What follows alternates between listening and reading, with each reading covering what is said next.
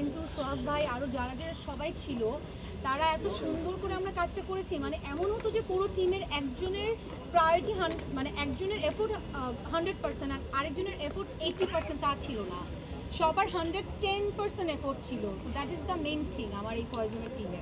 আচ্ছা হ্যাঁ, আহমেদ তৌকির ভাইয়ের গল্পে আমি এর আগেও আমার কাজ হয়েছে, অনেক ভালো ভালো কাজ আপনাদের সামনে দিয়েছি।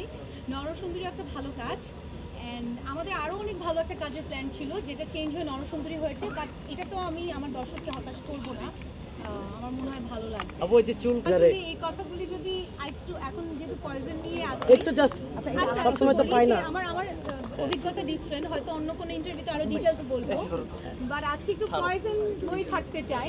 আপু her one of the main important thing হ্যাঁ one of the important thing হচ্ছে আজকে আমাদের হাউস ফুল হয়ে গেছে। আপনারা অনেকেই এখন বাইরে দাঁড়িয়ে আছেন, আপনারা দেখতে পাচ্ছেন না শোটা। আমি বুঝাতে পারবো না এটা একটা একজন আর্টিস্টের জন্য কত বড় পাওয়া আসলে। সো ওই জায়গা থেকে দীপ্ত থেকে একটা ভালো নিউজ আছে যে খুব আরেকটা আমাদের স্ক্রিনিং হবে, ওইটার টাইম এবং ডেট আমরা আপনাদেরকে জানিয়ে দেবো।